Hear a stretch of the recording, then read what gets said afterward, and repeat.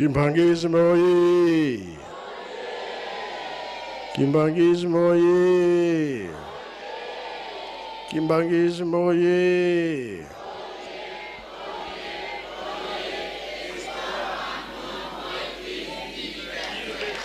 Kamba oye! Kamba oye!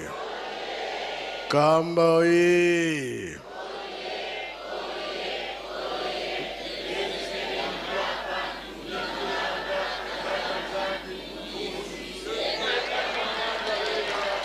Bajen oye! Bajen oye! Bajen oye!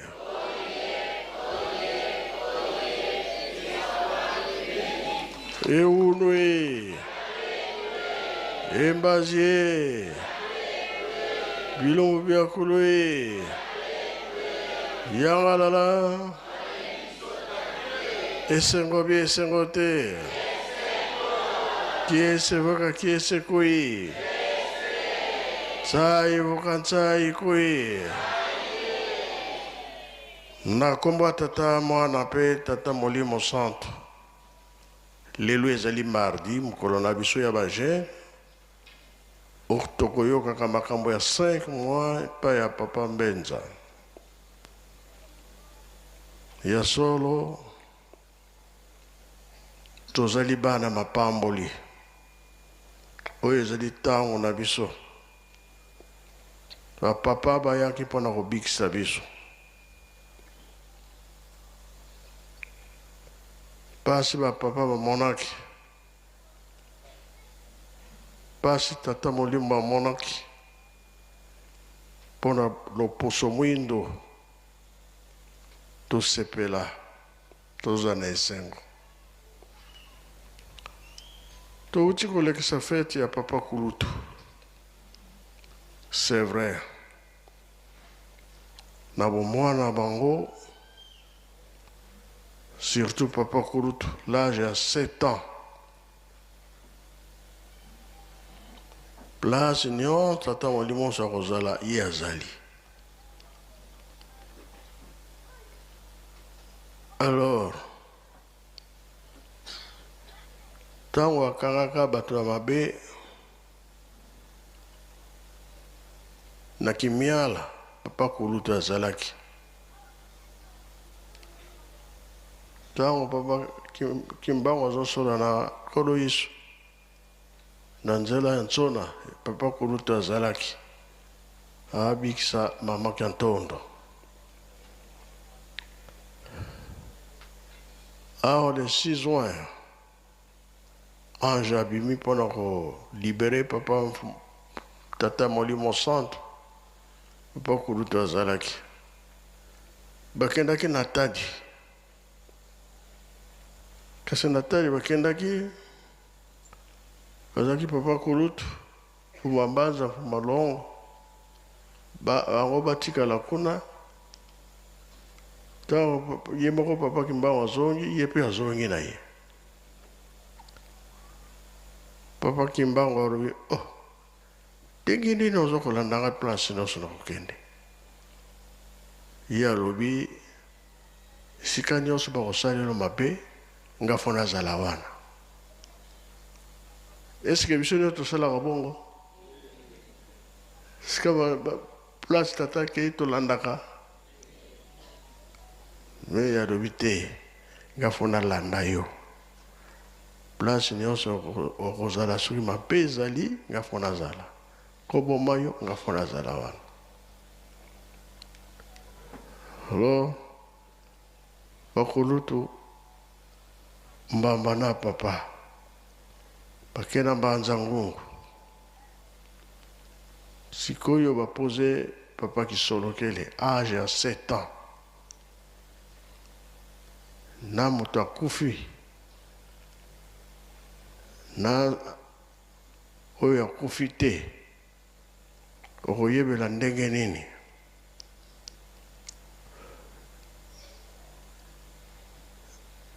oyo akufi te apemaka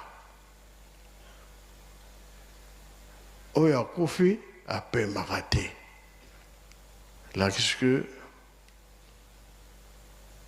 ntango basoda bayoki bongo soda moko azalaki wana mondele alobi beta ye mbata atali loboko na ye alobi mwana moke boye ya 7 ans abeta ye betaki ye te balongoli ye grade soda balongoli ye grade lakisike mwana moke akoka te yango tolobi ke bamonaki mpasi bapapa na likambo oyo sikoyo ekomi ntango na biso tobebisa mosala yango tokoyokela banani sikoyo bango te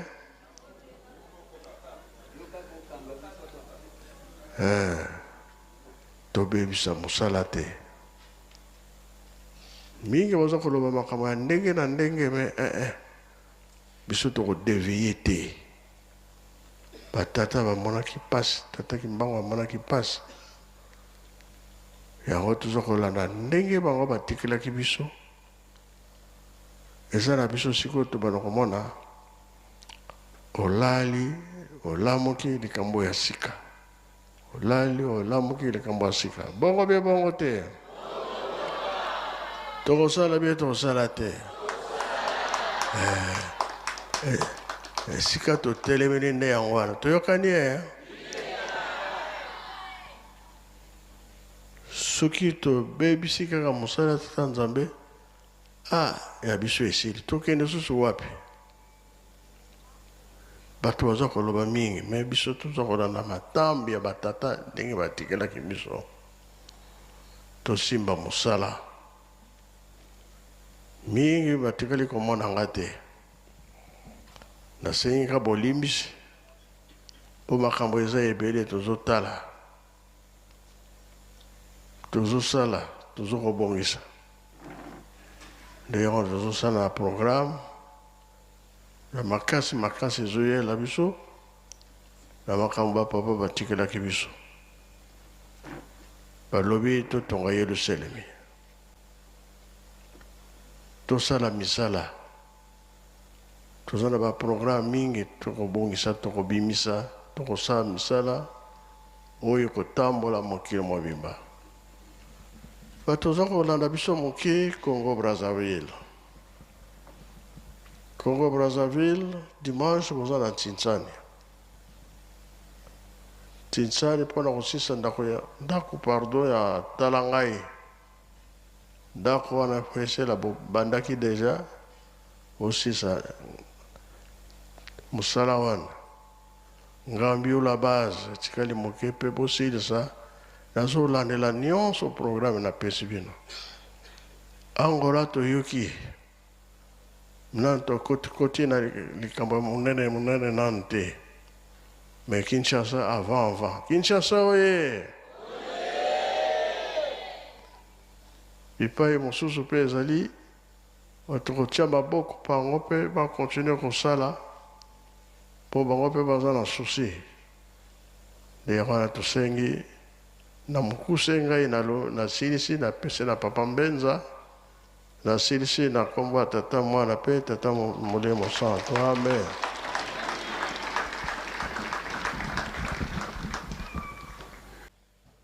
Merci papa opesi biso nzela ya kolanda mpe koyoka makambo ya 5 mois. 5 mois ndenge bapapa bafandaka awa 1989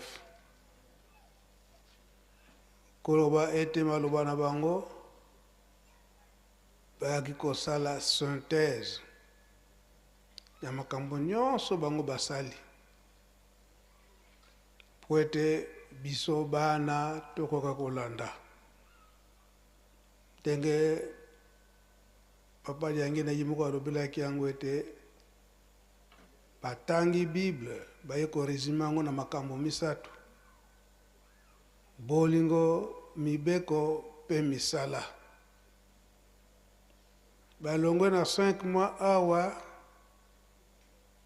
papa Mfumalongo azonga kilisusu awa na Yelusalemi na kosikilisa mingi ba jeune. Mais tango wana na 1990 to 90 yango ayaka na ba jeune plus de 300 jeunes pona ko banda misala ya mpioka esika papa dernièrement aute ko tia libanga ya débit ya ba travaux tolandaki mikoleleki na bililingi ya papa disoke papa diangenda ndenge projet mpioka bandelaki yango na bilanga lakisaki ba jardin kosala ba mazipa ya bambisi nyonso wana kolona bandunda po ete ba jeune ntango bakozala kuna bazanga biloko ya kolia te bakotisaki basoso bakobai balapin nyonso wana etalaki survie ya bato oyo bakofanda kuna na mpioka nzala ezala te ndenge afongolaki nzela wana bozongi na bango na Kinshasa akontinuaki bapapa kolendisa biso bana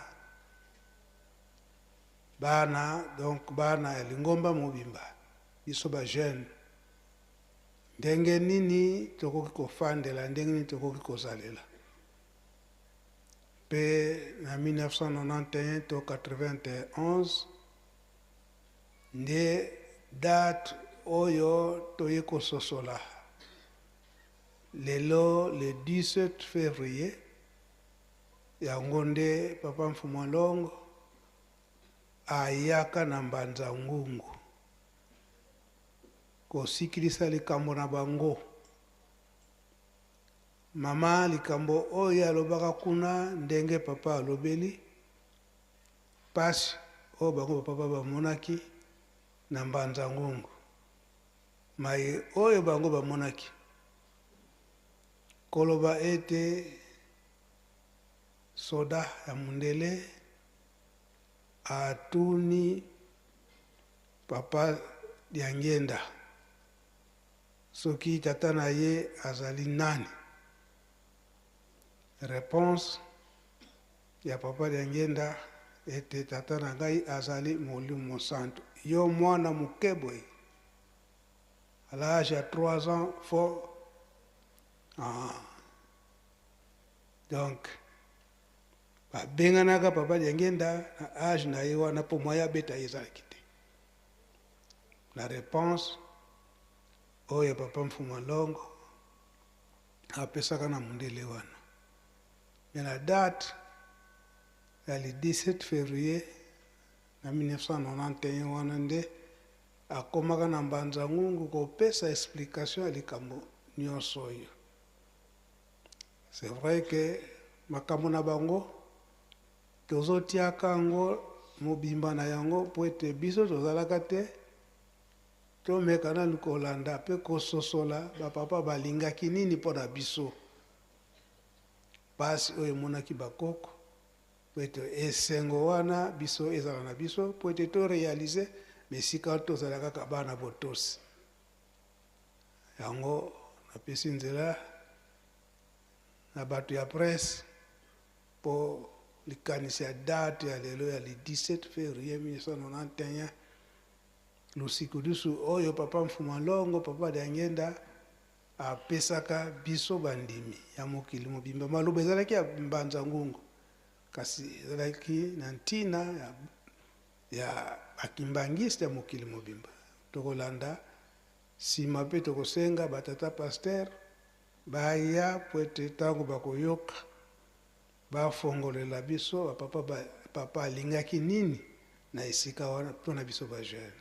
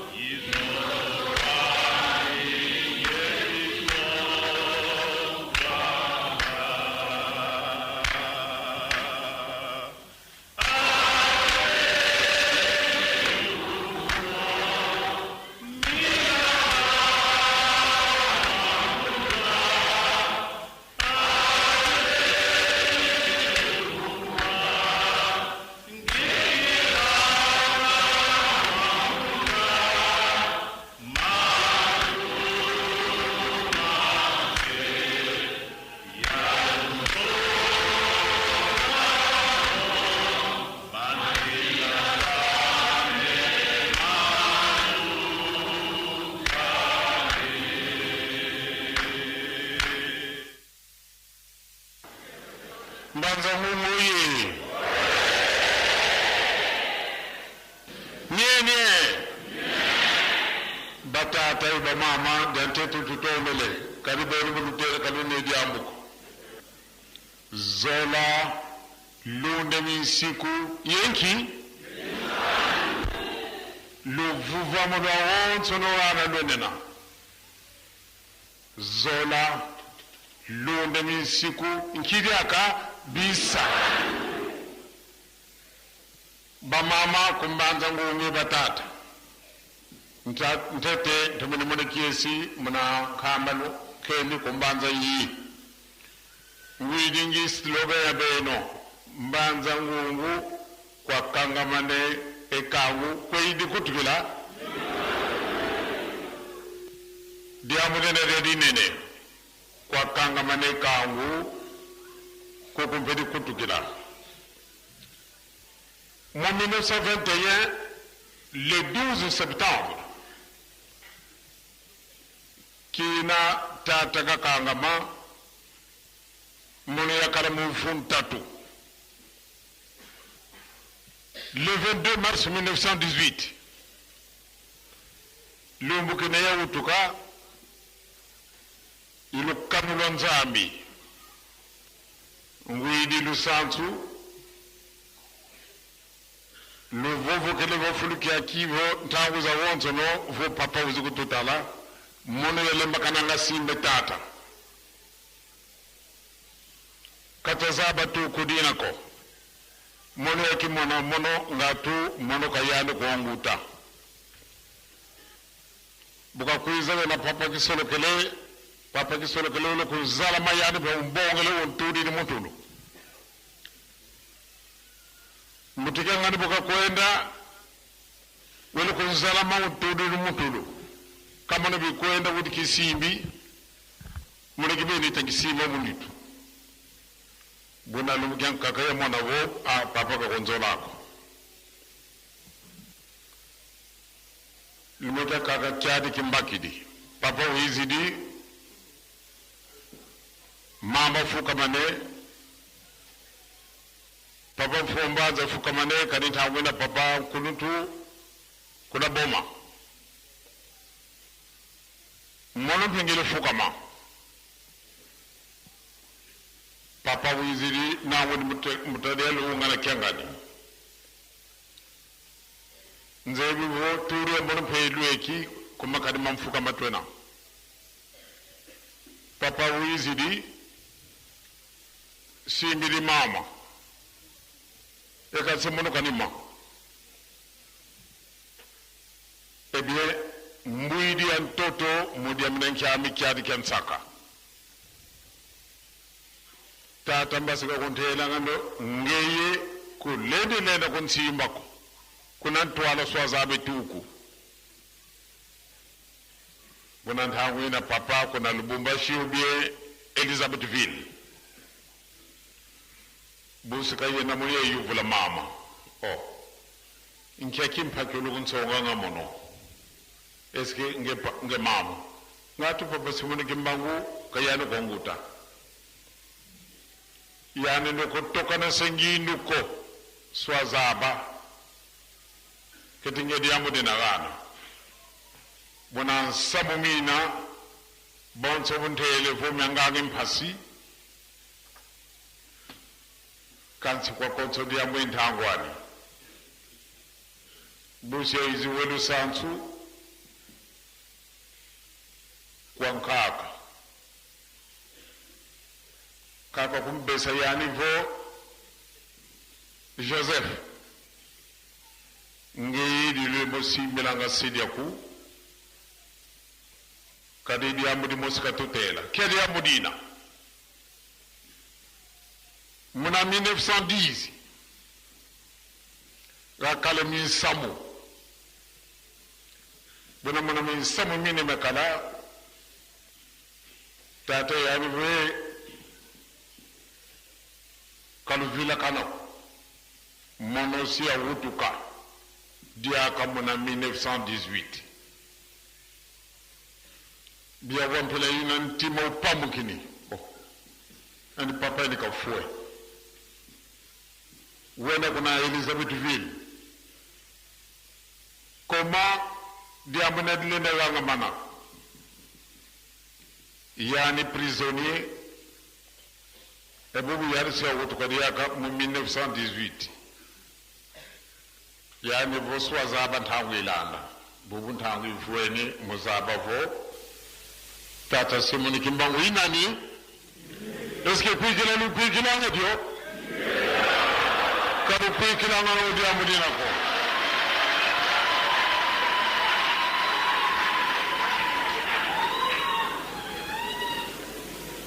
nye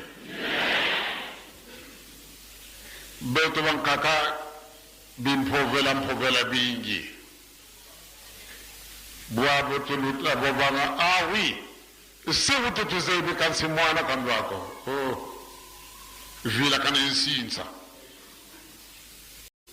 est-ce que tata Simoni Kimbangu banzaba te yuni kiki ka banzebe ko tata Simoni Kimbangu ko tindani mono ko mo mi denge na kuntima Joseph papa ya nu ko mo ni Simoni Kimbangu donc ko mbuzole zanao mwana nsamuki bako ndongelanga uvo mwana muntu tangu ina mfumu yisuka karanza ndo katuka bete museto nanga unge mwana kanima luzebide amuni nanga luzebide ko yisu nani yisu nenye buluto mindoza abadi nebo yari mwana nzambi buna kwenda kuna watu deyani kabazebi komi yisu mwana nzambi vinyile bako vinyile nga tefo yewulu kiki est-ce que bene msebo ya yisu mwana nzambi lutemende zaba kanti kuna kaba mfuidi kaba nzebi ko kiade ba mama kumbanza ngomwe batata ngele kumfutu nsangu ziwaka ne tata na bino akufi papa na bino akufi papa na bino batu ba meli masanga ba sepeli ba nyenye batu ba sepela kandengi mususu oh ba le roi ba président ba empereur batu ya ndenge na ndenge banganga nzambi ya ndenge na ndenge bakukufaka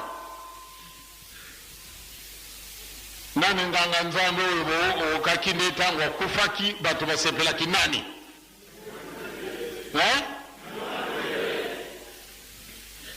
nkanganga nzambi na logo nsangu munza vo kina kikafwa bantu bamurekiesi lezebi et pourquoi mon ne faut y aller là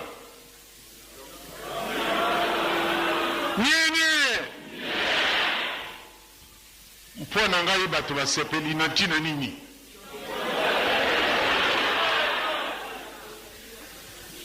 nani moto oyo awa na kati na mokili ayibi ete nga nasalaka ye mabe azali antuka kende na epai me baflama balakisa biso mpasi minga nasali muntu mabe te esike nakokaka kosala bango mabe ndenge nalingaki kasi te nasali mabe na mutu te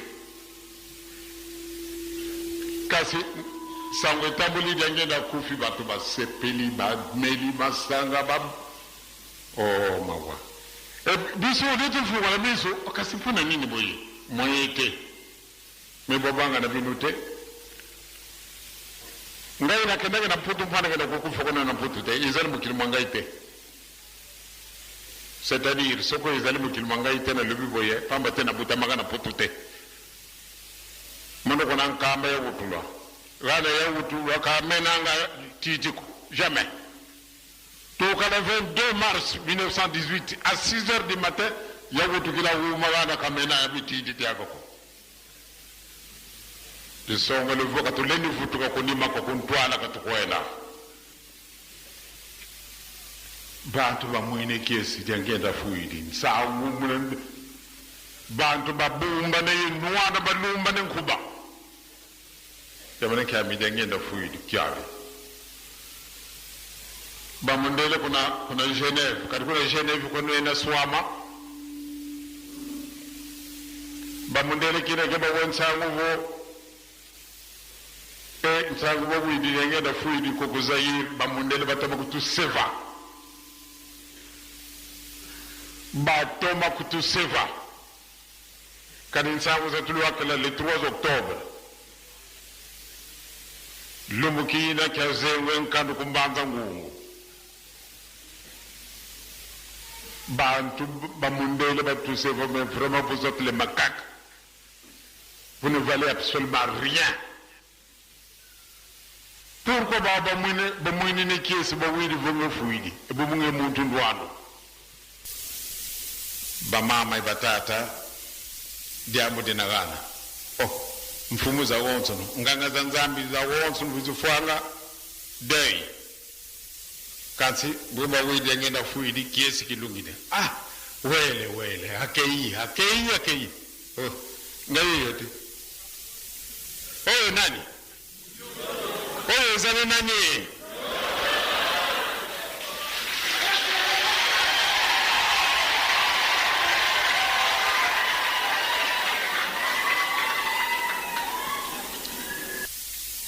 bamama ibatata lumukine kiluwa vombo ngenda fuide kalu tokana singi nduko mone kelende diwo ko muntu ko ina bantu ndo nzambo bafuidi yewo zukundi makwende yako kweli bona ye kan hoki analaka alore kukidi kimbani kwei tibwa bwana babinga katuzebe mtumpa ko yenako bamama batatu akare mone wonga ko mone kinene singa kunfuisa nsoni ko lumbu kifwa bamama batata dedokolo foi parce que c'est nécessaire kadi kuna ka ko kwenda ngo inituko kasi mabu maka bateka bwanze lumukina sita laiswa nkunga dozedo lezedo nkunga une le mana laiswa c'est-à-dire ntangu yine mbado muntu utakona yendi ko budo ntoto tabukide ngambo moma wonso no katavangula wo katani mazaba ko bulanda sinsu mukayana aleweka nsiankaka zola tulunde misiku tusale bisalo makabum bisu to yeni lena mbanza ngungu mususote patena ya kutala binu mpusa na ngaizali mingi patena kwa kutambola kasi nazali na repo bino balubiete awana mbanza ngungu dikambunde kanga makawa izali dikambasolo kasi bino batu mbanza ngungu busala attention pene nini dikambuana ekufungwa nawa rama kutikila mambo mana nje ukalanga kumbanza ngungu nzama wonso kwanga imakuliza ketiwa kuba mabwana mukubatambula kane bubu tukala ya possibilité nga bubu tusiri bubu nga akuna Amerika mna konso vu 1000 Amerika bakuza kwa beto 1000 mna konso chaque année kansi mu niveau koy kubatura mono mtangu yi katoni nzo mfutu baleki sako bater mna konso ngonda après 2 mois 250 après 2 mois 250 alors tout mu niveau katolene lenda ko bawo kabazuru kona leka kwa kwankako ebu betaka tutungi ebu mpendo zola nkatu kwani ebu tukondolo zola ani bisalma tusalabe boyi tunta dibuili kumbanza ngungu mbebete bavuva matukalanga muna le 3 octobre 1921 kine basala condamnation à mort à Pabasimo Kimbangu eh bien gana matala yekuna biro kala administrateur endonga bantu yakala kukumbanza yi sawe kizebi eka bantu bana bamana kusikinyete ko kuunu kiki ba want me wa vote vert blanc kasi muntu kinkutukeni kekala yani bakaba vote ndombe bankaka ba vote bleu bankaka ba vote blanc bankaka ba vote rouge kansi lumukina ba wonsono lele mosi ba vote demna kyambi zola kwa kala yawo bobo ngi mono kumbanza ngungu ebe zola ngatu katukitani vo mano kimbangi c'est je suis vraiment un chrétien attention le piccolo le code le mavanga lo chiami to kale ne bam ku kizimeloti je suis 100% kimbangiste très bien kasi to la mon application principe zina mu sainte bible kadi imona mwene mambo matubu sadilanga beto zola londe mi siku bisalo résumé kwenye sala ya bible tout entière mawonso mena munkana nzambe muna mambo mama matatu muna menena bubu woni ke kinzai yele ntengelezi nzai kitu kide ntengelezi batu kabata okivisa diakako diambo da vumu nzambe tukondo kan tukale vumu nzambe ngaka twende kwendera mu bendera lako surtout beto ebeno kumbanza ngu ngaka bleni kwenda mu bendera lako wamana lo monga museboye nana ko sabbe na ko tamatama muntu da ko domele ngango la ko kokki mbadi kiuda kar ko na ko ngango ko tuluenga katwende mu bendera lako muntu ndinga zole kawa yankada mpembe yankada yonane tuweno ndinga nzambi votu wide ndinga nzambi butulendi yo kiesi stomona kazi stomona landa ndinga kada mpemba ntawu ilweke vukato kabot silboanza tuwidi vo badon kana kisukuza tangi munzila yezo ndombe mwesi Afrika tata nzambi ndombe ile tata nzambi ndombe pleina ekani kuti fita ba feki lende yirika enkanda feina sono kene enkanda emundela ngana katuweni to swelene za yirika sima yena lukala emitadi kwani emundela kama kwenda swelene yirika diake bane tukana bonga diake poto Vous épargnez? Et si vous investissiez? Vous préférez la sécurité ou le risque pour plus de performance?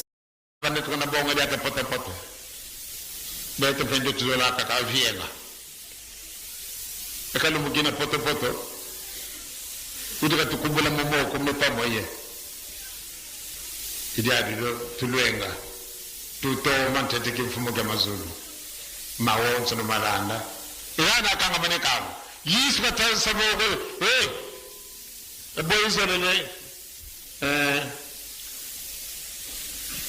nzolele avuka nzolele avuka d'accord boy zolele mone vanga mpase atamna mfumu kama zulu dina kadele mpase kanso tu to mantete mama kaka katumanyiko teka sumezaka toma yidika kibene tout est cravate mpilene ya 180,000 ubenga tout abakosina ki tok benza ya 8,000 ou bien 100,000 ou bien 180,000 ibona kata mboko takuzuli enzaka kani bitababa lelo kono kale yako kansikala wavienga yani voto matete mfumu ke mazulu magonse numene yako nsaptu wa tabula mo rado tutakwenda beto sita nunga vo sita diate na bonso muzolle nzami sita bele swa voka bonso wa bonso tuzolele budiati kabwako tudiate na bonso na muzolle nzami mamingi kwani mina mambo mine yetu nsatu mukudutela kadi consoliamo yentawani c'est vrai si ando futikira ko mama bilumba fiuma ko no vonda kinsasa ala ko bele kumbanda pa tangu lukubama kadi banzenza bakuza yami biza kwa watu kabizani Papa Simon Kimbangu bukata dina batama konda ni amo yani voye me mundele sika kitu kandombe ndombe sika kitu kamundele kuba papa kisoro kile maletre 10 papa dia ngana maletre 10 dia ngenda maletre 10 kama maletre makuma kwa mana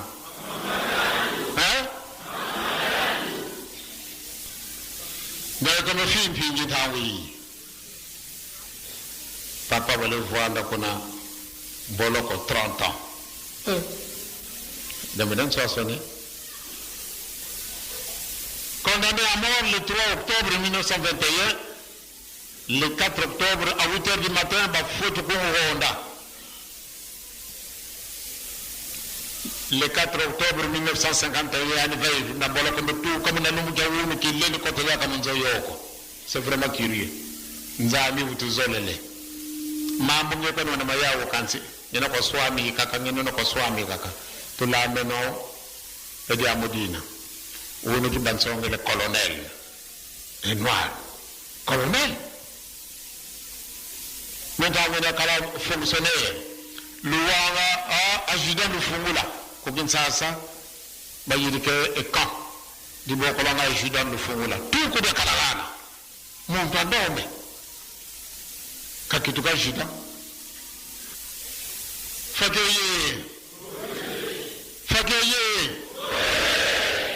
Colonel, l'emisanga est tellement de natala non colonel ngo azara kamondele le mutomwile.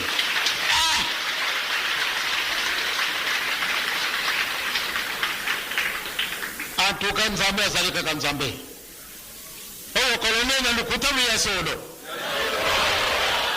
Colonel. Mimi sani kula ndoto yangwana papa bakondana kaye na amore kwa tyalu baki yoko kuma mundele oyo titira banani ya banani en tout cas soyez fiers de votre travail félicitations mon colonel asseyez-vous bon allez kamanyola tout à l'heure kamanyola qu'on est total non ikamo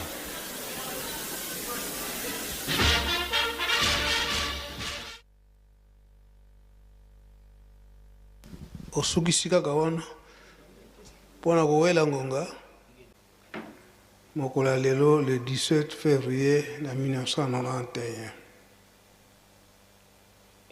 Tango bakodanaka Papa Simon Kimbangu a mort dans le 3 octobre kuna na Mbanza Ngongo. Ebele abatu denga lobeli yango. Kasi ya lobi eke likambango tango ekofonga esika mosusu te kaka na Mbanza Ngongo. Tango wana bokomona susu batu bakotonda Mbanza Ngongo nyonso ekokoma kaka ba vert blanc. Et le 3 octobre l'an 2011 et monanaki te tango wana ezalaki nini na l'an 2011 le 3 octobre ezalaki nini révision ya procès mpe kobima Papa Simon Kimbangu totiaka makambo nyonso oyo po ete oyo tozalaka te na ntango wana tobanda kososola et surtout esika alobi ete na ntango wana makambo mingi ekoyela bino monde ekozala sekue eza sekue to eza sekue te très sekue e na ntango wana soki bazali kolakisa yo mayele oyo Tata Simon Kimbangu moto azoyebisa makambo Tata Simon Kimbangu zala mayele amema yo na nzela ya mabe te amema yo na histoire ya lokuta te eza boye te esika Papa Dangele alobaki ete mwana na nyama na banzete na kati na zamba bongo mwana mutu na masese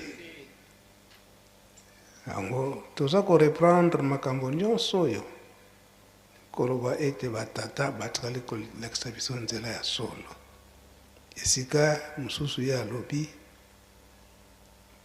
par trimestre 250 personnes baaméricain fo baya pa na biso awa na RDC baya kofanda na nkambo par trimestre 250 bakoya kofanda awa na nkamba koyekola makambo na biso kasi susi ya bapapa ezalaki ete bandako nano etongamaki te papa mfuma mbanza papa de lungana ntango abandaki mosala ya nkendolo combien de maisons tosengaka abasengaka 350 maisons et papa de ngenda alobi combien de places ofait salama mpona bato wana 250 bazala na bachambre na bango bien équipé ye moko esiko nani tokoki te kimbangisi moye nani tokoki te na esika wana ozomona tozokokende mina tokomi te yango toza komona ke motungisi papa simoki mbaongiangani aza kolanda na donc soki alobi na ndako moko fo ezala na 8 chambres 30 maisons kopesa biso combien de chambres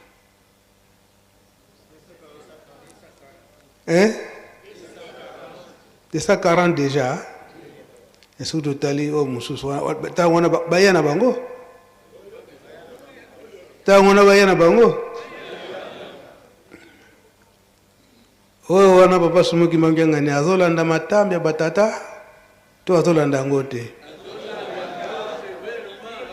sévèrement parce que ndenge mokolo wana tokende kotala na nzanza longa na ye moko papa atunaka biso awa combien de maisons kokozala awa na baingénieur tolobaki ke 30 maisons bon motuna eyaka 35 ekokoka te soki 35 maisons avec 8 chambres chaque maison wana ekopesa biso combien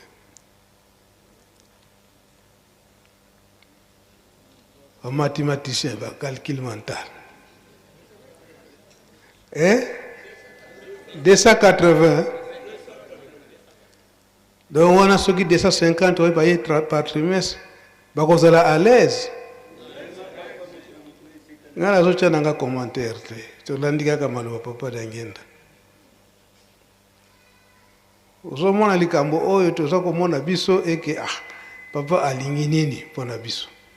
Papa alingi te akokisa bilaka ndenge batata balobelaki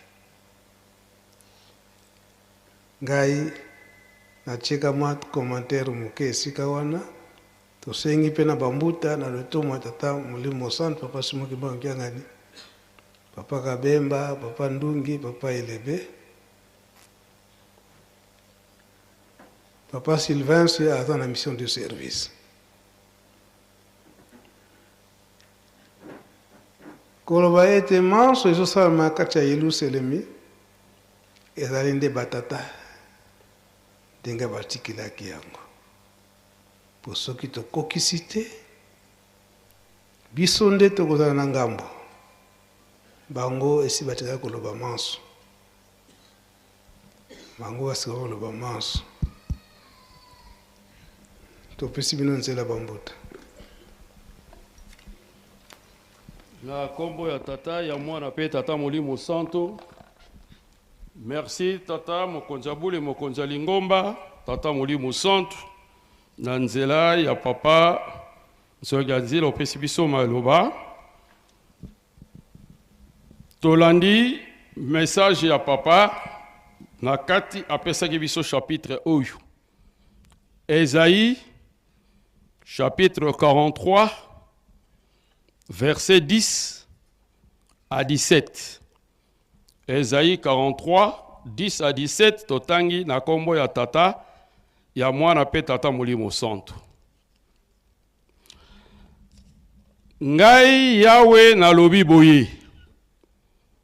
Batemwe na ngai ezali bino, bato na ngai.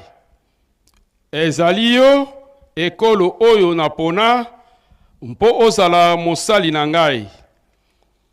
Nalingi bosimba na mitema bondima mpe boyeba ete bobele ngai moto nazali Nzambe.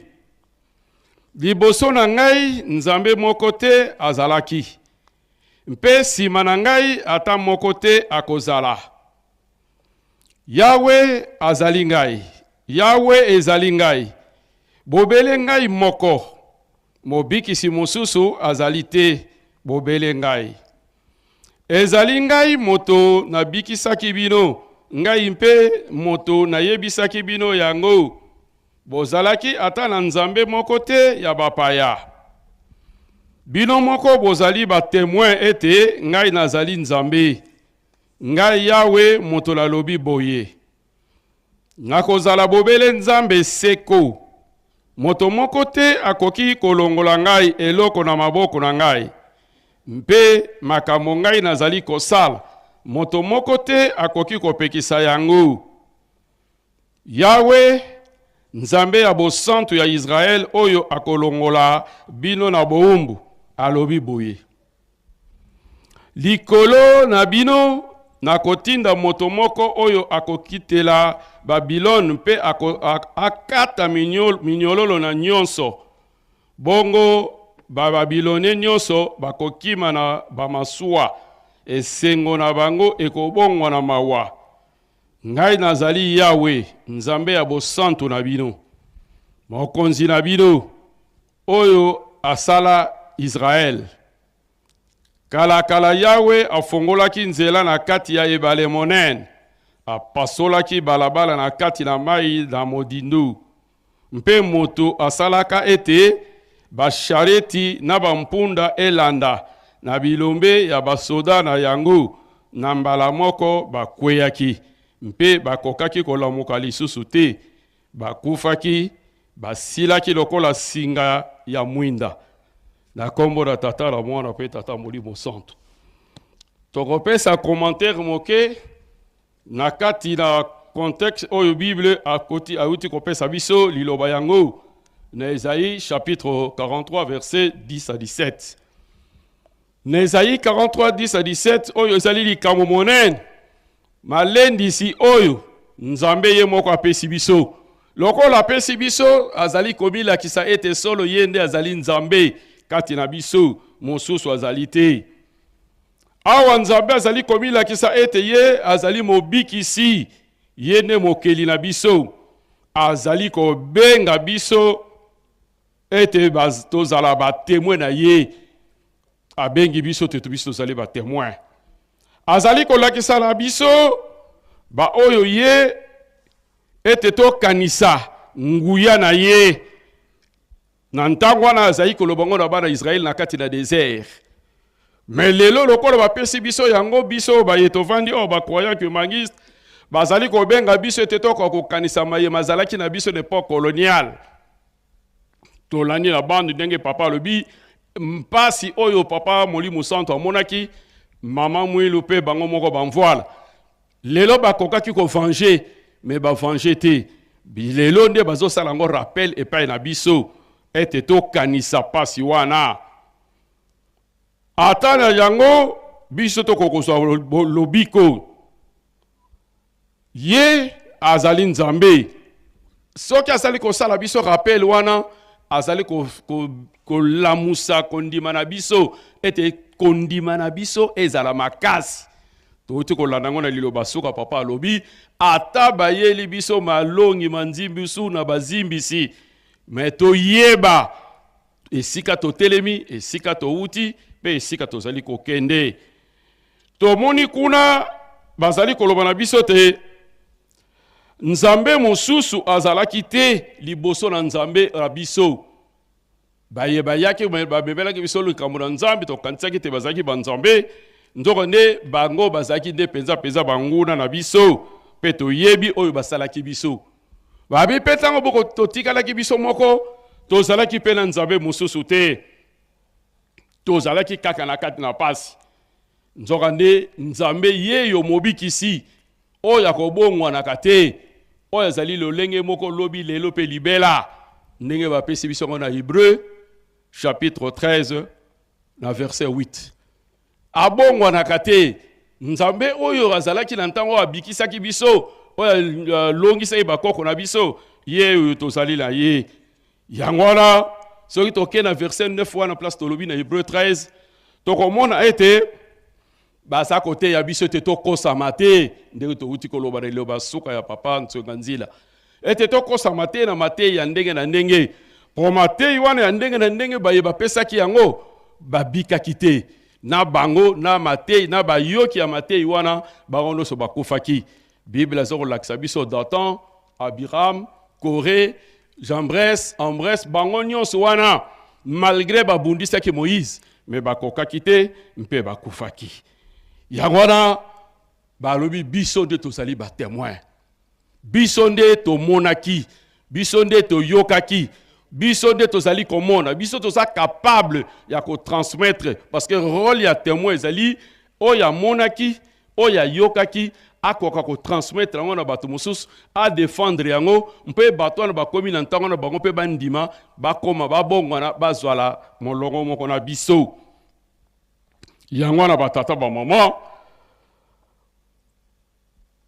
bazali kofongola biso mayele ete nzambe oyo tozali kosambela oyo tozali kosalela lelo ye nde nzambe oyo azindisaki bashar na ntango na Pharaon na kati na Egypte na mai ya motane me lelo nzambe wana apesaki biso elaka azali capable ya kosala likambo katikati na biso na 1921 awaki te moto mwindo akokoma mundele mondele akokoma moto mwindo toyoki tolandi na bande batelemisi colonel atuni soki eza ya solo to colonel ya mundele to ya lokuta biso nyonso toyoki te ezalaki solo colonel ya solo ya lokuta te donc oyo alobaki ete moto mwindo akokoma mundele akokoma moto mwindo emonani katikati na biso tozali kovivre yango lelo yango na batata ba mama elakisi ete azali nzambe ya suka ye nde nzambe molimo santo bazali kosenga biso nini na kati na liteyi oyo bazali kosenga biso confiance oyo bazali kosenga biso ezala ya ndambu te mais ezala confiance ya mobimba ezala na obéissance donc na soumission oyo ndakisa Abraham asalaki tango akweyaki mbala yambo ya mibale azwaki mwana akendeki na ye nzambe alakisaki bokasi na ye yango nde baza kolakisa biso ete solo tozala na kati na confiance na molimo mosantu ataka toza bato na masumu me aza na nguya ya kobongola biso aza na ngoya ya kokomisa biso bato monene parce que azali nzambe abongwanaka te soki oyo azwaki na ntango akala lokola baapôtre bazalaki bato pamba bakomisaki bato minene toyebi Pierre bazalaki bapêcheur mais bakomaki bapêcheur ya bato donc aza na nguya kokomisa biso bato tina wana lobi na biso tolandi lilobo ezali koloba mikolo yo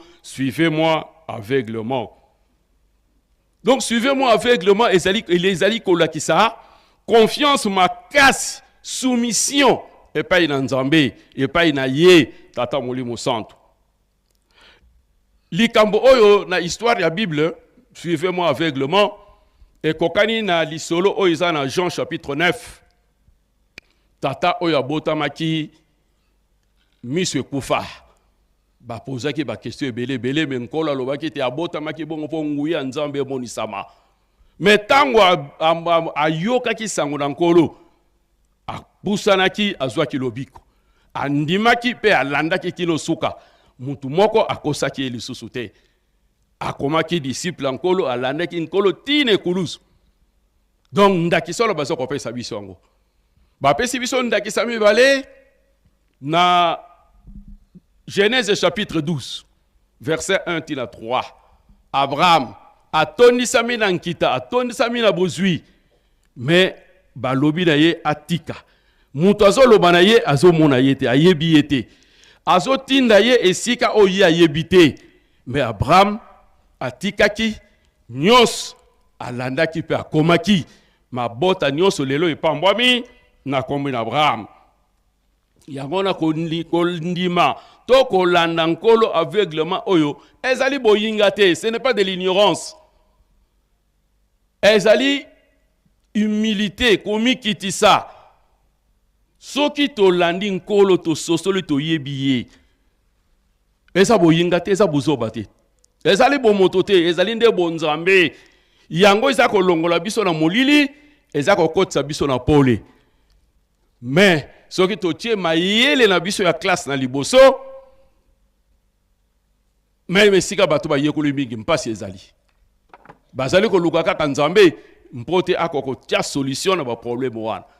Yango na biso ba yeto pesa meli bokamongo lelo ata pasi ata esengo to kangama na tata molimo santo parce que azana nguya akokokisela biso oyo ezangi kati na biso. Tata molimo santo na telebi wana na nkomba tata mwana pe tata molimo santo.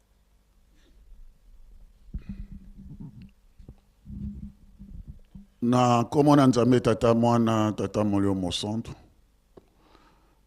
Tata molimo santo papa Simon Kimbangu kiangani merci na maloba à travers nkolo biso tozui esika moninga a suki ne biso tozui continuité. Na makambo ndenge papa yo bandaki message na yo ndenge te tokomi tolani message ya tata mokonjabule tata molimo santo papa diangenda makambo misatu et salami rappel wana na mokolo malelo ezali très important pour nabiso rappel ba papa basalaki 5 mois awa na nkamba basali synthèse ya misala nyonso tu ya maloba nyonso tu bango basalaki bakangisaki yango pona nini tozali kokende na mokili mwa sika likolo pe ya sika tozali kokende sengeli tosala synthèse bana nyonso tu bakenaka examen basalaka révision de matière po baza kokende kosala examen komata classe mosusu faut basala révision de matière tango papa sali révision de matière awa 5 mois na nkamba yangwana kolo ayebisi biso akenaki na Mbanza Ngungu le 17 février 1991 na Mbanza Ngungu na ngolo oyo nzambe asalaka ngana asalaki mokolo wana na Mbanza Ngungu pe na message oyo nyonso tu makambo misatu ya ntina oyo ekangamaki obiso tokozwa 1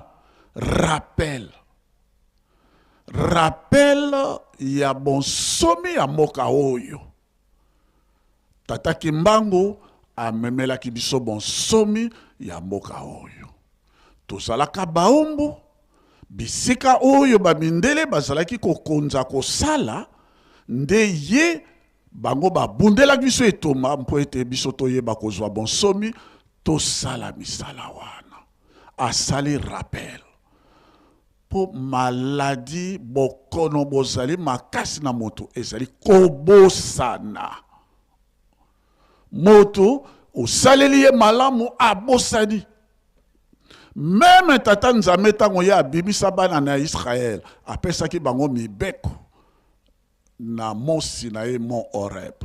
Mais avant bakoma na mokili na elaka nzambe asali rappel yango na tolobaka Deutéronome. Rappel. Moto abosanaka bokono makasi kobosana. Yango na lobi makambo na biso nyonso to tango na biso pe tozali kokende. Tika tosalaka rappel. Très important. Yo zalaki moombu ozwaki bonsomi ngai nde moto napesaki yo bonsomi wana kobosana yango lisusu te kobosana yango te yango na mokolo mwa lelo rappel wana epesameli biso kobosana yango te yo zalaki na molili nati yo na pole ozalaki moombu napesi yo bonsomi ozalaki na kati na mikakatano na kati na boyinga nga na pesi yo nde boyebi ozalaka kokakatana sika bonga na lakisi yo nde nzela kobosana yango te. Maintenant ayer c'est que il faut ndenge etangameli biso na texte, il faut yebaki nga nazali nzambe, ngai nde moto napesaki elaka, ngai nde nakokisi bilaka yango. Oboso banga nzambe mususu azali te, pe sima na ngai mususu akozala te. Ngai nde nazali nzambe. Il faut yeba ngai posa na nzambe te esengeli toyeba etozala banteneneke na ye solo ete ye nde apesaki bilaka, ye mpe azali kokokisa bilaka yango. Nzambe ezali ngai koyeba kososola kondima kotosama nzambe yango wana ezali très important epai na ye. Ya d'ailleurs ezali lobiko na moto, il faut yeba ye asali biso rappel. Maintenant asali biso rappel lelo poto bosani yango. Et batu ba bosanaka toujours ko bosana maladie wana ya ko bosanaka. Alobi papa Kimbangu alobi akobota bana 1918. Papa Kimbangu abotami na 1918. Na mokuse est-ce que bilombo ko nibaka ete ngai ndeye ndengai nde tata Kimbangu. Nanda kwa nzambe batu nyonso tu babi oui papa atondimi. Ya bibozana ba doute. Pona ni na sali rappel wana. Parce que soko bino boyebe te ngai nde ye. L'Apocalypse chapitre 11 verset 15 à 17 et lobami polele ete biso tozali ko sambela nzambe oyo azali ye kaka azalaka, c'est-à-dire oya zalaki na oya zali na. Excusez-moi monsieur, je cherche des bougies. Les bougies elles sont juste ici. Parce que ça fait plus de 50 ans de notre marque Carrefour. On est ravis de célébrer avec nos clients. Kiti na bokonzi. Et boyo bankumu nyoso tu ba vieillard bango ba kumba meli bobele ye nzambe. Yango na batangeli biso na Esaipe. Yende nzambe. Alors, yende papa Diangue na a rappelé, est-ce que bino bokoye bakate ngai nde ye. Rappel wana ya sali po na nini ezali regret même po bato ba bosani, même po na likama bonsomi ko bosana bato ba bosani bazali koloba biso to yebi tata Kimbangu soko tata Kimbangu se yani tata Kimbangu oui mais yani yete oh. Est-ce que bato bazalaka na tango wana bayeba ki tata Kimbangu solo? Est-ce que bayeba ka ye solo? Et puis kuna na Israël pe bato bazala papa du exemple. Kuna na Israël tant bazaka koloba biso tozali Yesu mwana na Nzambe. Est-ce que bandimela ki ye? Te kino soko ke kuna. Est-ce que basosola ka ite Yesu azali mwana na Nzambe solo Nzambe na bomo? Tata Nzambe oui. Mais yete mwana na Maria. Mwana na charpentier yete. Yango na babakaka ene kuluzu.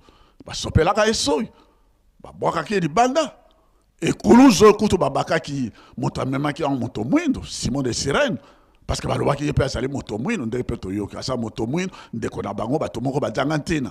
D'ailleurs ekuluzo oyo nzete oyo ezali na malédiction elakeli mabe Romain akoki komema yango te, Muyuda mpe akoki komema yango te, nana komema moto mwindo ya makambo na bango yango na likambo yango eya epai na biso bato mwindo. Est-ce que kuna bayebi ete soko kei kuna otuni wapi cimetière nkolo iso abi ezalaki ya mususu abi azalaki non ebanite mudi likambo ndenge yeli biso papa rappelé yango bino bozoloba te tata na ye oui mais ye te oh mais ngai nde ye ngai soko lelo basaleli biso rappel wana batata ba mama. Chaque fois que rappel, il faut prendre ça avec le plus grand sérieux. Parce que étape par étape, vous allez pousser là que c'est comme sous. En 1951, le 5 avril, quand mon papa Diangue dans Kenaki, na Lubumbashi, Elisabethville. ndeko na papa Kimbanga lobi na mbula oyo bana na baba mama misato bazali na bana na mokomba oyo akobota mwana mobali na mokolonga na kolonga ndeye ngai nazali koya kozonga ngai nde na kozonga. Maintenant ezali lisusu histoire te mutuna epesameli yo na ngai na mokolo mwa lelo na ba oyo tozali na ba oyo baza kolanda musika. Est-ce que tokondimaka ete tata Simon Kimbangu kiangani yende tata Diangenda solo yende tata Kimbangu azalaka mpe azali est-ce que tokondimaka yango omoni mutuna papa Diangenda lobaka atunaka na Mbanzangu na date ya lelo epesa meli pe biso na date ya lelo mutuna yango yangwana kondima makambo nyonso tu ebandeli nango kondima soko kondima no ekoti doute. Le doute est le plus grand virus qui détruit la foi, qui détruit l'être humain. Doute yango et soki yo doute ezali te likambo nyonso tu yo kosenga na kondima solo ekosalamela yo yango na asaleli biso rappel na boy bazala kuna nepe na ba oyo tina mokolo mwa lelo basaleli biso rappel est-ce que yo kondimaka solo ba mosusu babia oui papa Diangenda ba tata na bango vraiment basalela kinzambe kasi bango ate yete kaka ndenge wana ezalaka kaka ndenge wana kobundisa mawe babundisaki papa Diangenda kaka yango mpe bazali kobundisa tata Simon Kimbangu kiangani na mokolo mwa lelo nalobi lokuta yango makambo yo mazalaka yango ezali ko continue mais sengo na oyo andimeli solo yango na nkolo Yesu alobaka na Jean Baptiste tala misala nga nazali kosala oyo nyonso to ezali na kati na bilaka nkolo Yesu a ajouté phrase moko na suka comme une incise a ajouté phrase moko na suka et sengo na moto akobeta libako mpo na ngai te ndelikamo de yango wana yango mpe basaleli biso rappel po moto abosanaka kaka malade makasi kaka yango wana kobosana elikabo ya misato pe na kati na message oyo nyonso to tolandi uta introduction ti biso tokomi ezali likambo oyo epesameli biso bilaka ya bato oyo nyonso to bazali koya toko yambela bango na ndenge nini ya botongi Yerusaleme ya sika segeli biso totonga yango makambo maso mpe makangamaki na Mbanzangungu makofongwama na Mbanzangungu na Mbanzangungu le 3 octobre 2011 ngape nazalaki wana ezali grâce nde ya kozala komonaka ba événement wana toutaki na 1991 toutaki Kinshasa ti Mbanzangungu totambolaki na bus na papa Diangenda ye moko na ba papa la plupart bango bazali sous na bomoi te je crois que papa Tokemoso est encore vivant bato nyonso to presque bazate ba nyonso to bakela mais non on était là totambolaki na kati ya bus biso nyonso to te na Mbanzangungu ezalaki tournée d'adieu ya papa ya yebaki que na azo longola nzoto nde asala manso makangamaki na Mbanzangungu manso makofongwama ndenge ezalaki na 1921 le 3 octobre 1921 to lanyango pe na message bato bazalaki mingi be bato tango wana bato bazalaki na bilama kilikili mais alobi tango likamwana ekofongwama eh bien bato bako biso nyonso tuto kozala Mbanzangungu ekotona na bato en uniforme. Et effectivement, le 3 octobre 2011, Mbanzangungu nyonso tu bato batonda koyeba te soki batango bawutaki pe wapi na ebita soki Kinshasa mobima soki na bawe na banane mais c'était rempli tous en vert et blanc tout ça là qui na Mbanzangungu. Et na Mbanzangungu presque à la même heure, Nazalaka très pointilleux en ce qui concerne l'histoire. Presque à la même heure, en 1921, 3 octobre, et le greffier en chef il y a haute cour militaire. Azopesa na papa, Mokonjabo, le papa Simon Kimbangu Kiangani, le jugement refusé, il y a procès, il y a papa Kimbangu, l'acquittant judiciairement, c'est-à-dire qu'au Bimane na prison, acquitté. Et ça a été que Basalaki,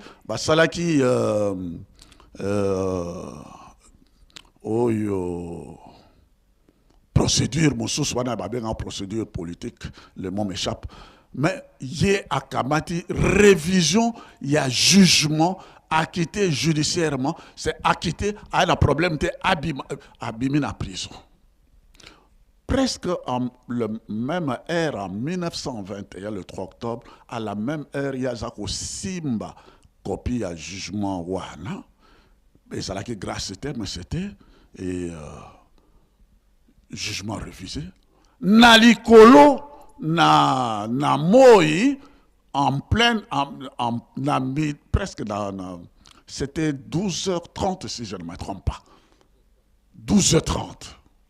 Je précise l'heure. Et c'était à l'heure la condamnation en 1921.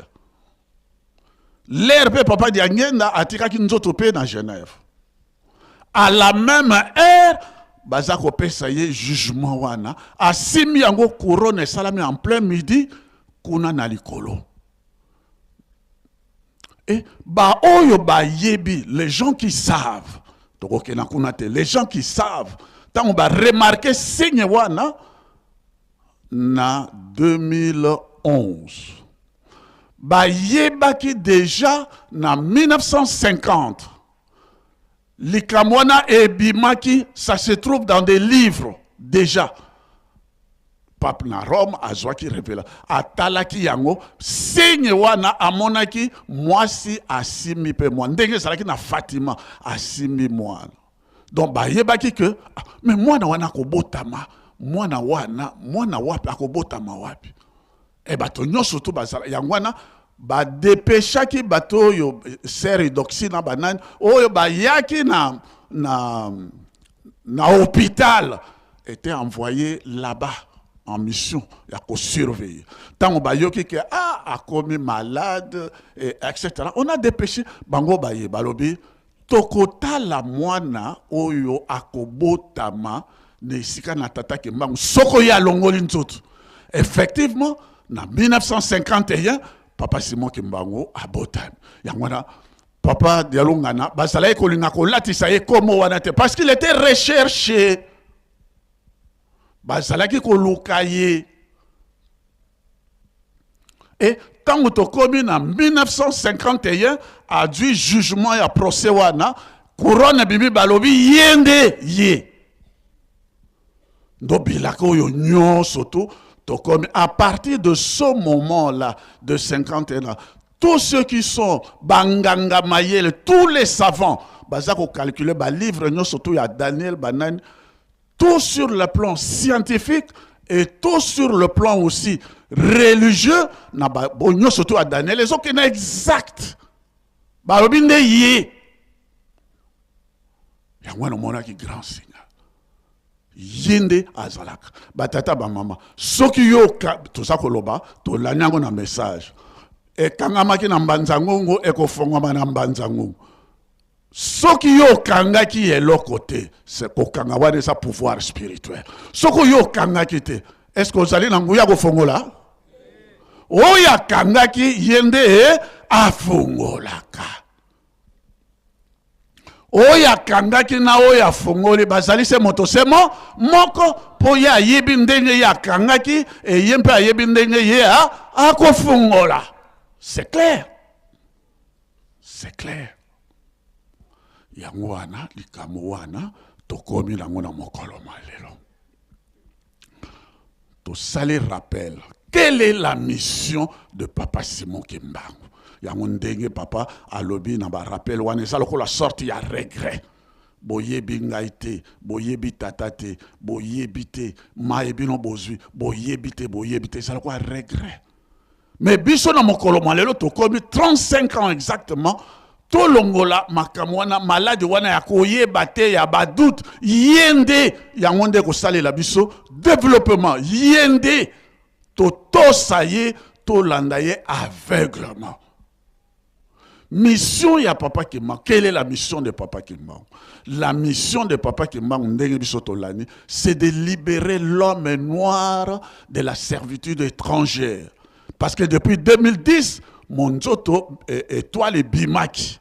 C'est-à-dire, oyo ayaki kolongola biso na kati na bombo, poto zwa bonsomi, azali moto ya mokilo te, azali moto ya likolo. Et laka ya likolo, ezalaki na tata moli momo, mon centre. Azalaka ndenge ezali alobi. Bazalaki kobenga Kimbangu Nzapula mwana. Wana nanu alati nzoto te. Mwana azalaki, donc azalaki kopesa bomo.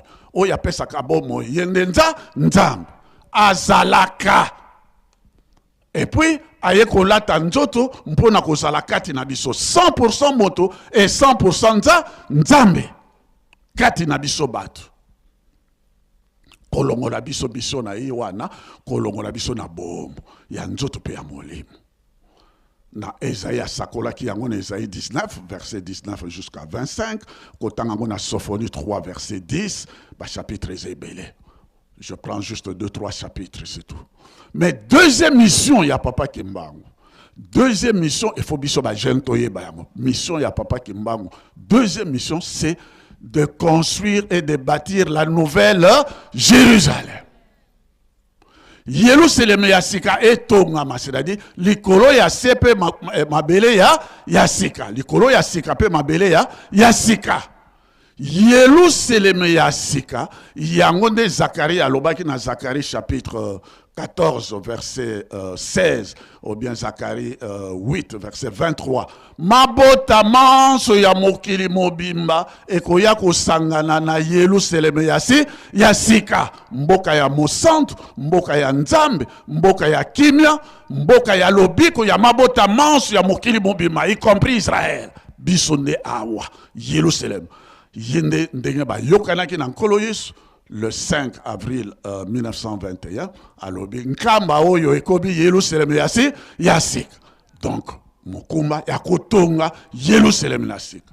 Ba pesi na ye moko ye mokumba yango abanaki Papa Dialonga na lobi mokumba na yo ya kotonga Yerusalem ya sika yango biso tozali na kati na bilaka.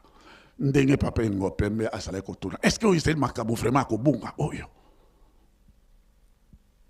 Troisième mission, c'est de construire l'église du Saint-Esprit.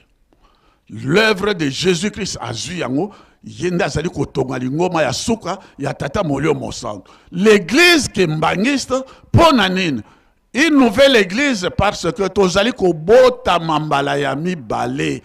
Ezali lingomba oyo ezali kolongola biso ndenge moko akamata ki ndika ya kopola abongola kyango ndika ya sika mbila ya sika sans tache ni ride kokomisa bato ba centre oyo bazangi mbindo bazangi litona mpona nini kozongisa bango na paradis terrestre nesika yelaka na Yerusalem kuna mbino kokota te ndenge paradis Eden ezalaka avant Adam na Eve basala lisu omoni mission na ye yango na Papa Diange na lobaki bakoya kosimba bino na bilamba bakoloba ete bomema biso epai na bino toyebete nzambe azali na bino elongo aye kovanda na biso na Yerusalem na sika yango na Yerusalem na sika ezali mboka ya mosantu mboka ya lisanga ya babota nyonso tu e molimo mosantu aye kovanda kati na biso libela. Jean chapitre 14 verset 16 jusqu'à vous pouvez aller jusqu'au 27 misalawa yango na nde mission ya Papa Kimbangu koumela kati na biso pona kosilisa papa.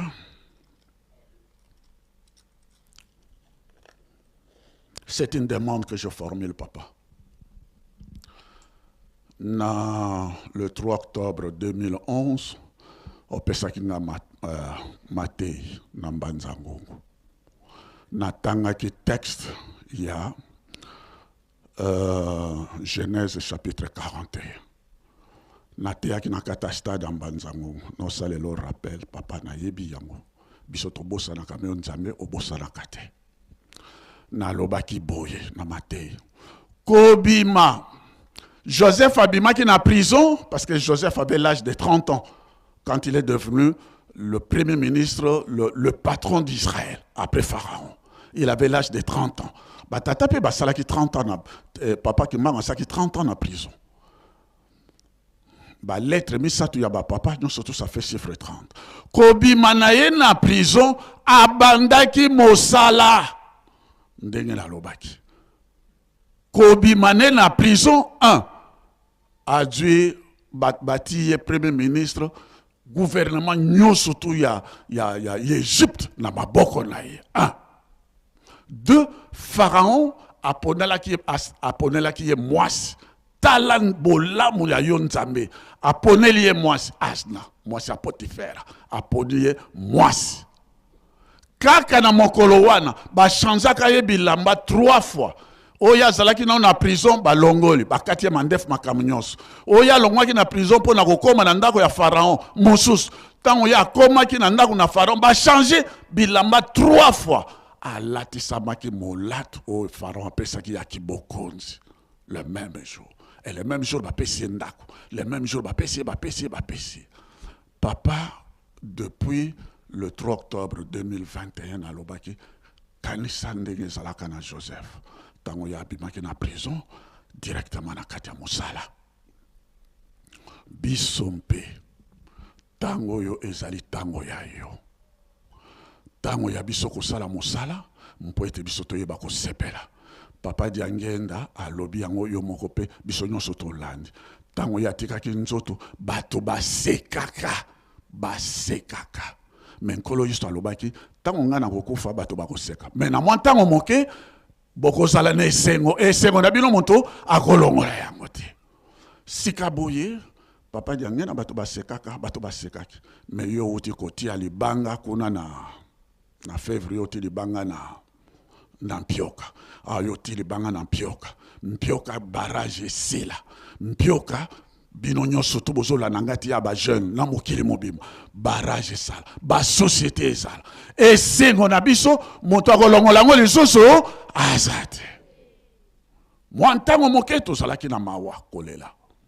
Bato na biso na mokili bazako seka. Mais ça yipi et comme ntango na biso to sala nini to sepe. Yangwana to pesio merci pour yo lobby na biso. Ete bolali tongo etani likamo mosusu. Toti elikani sikali kamo mosusu wana po ezala surprise et c'est pour na biso na nkomo na tata mwana tata molio mosanto.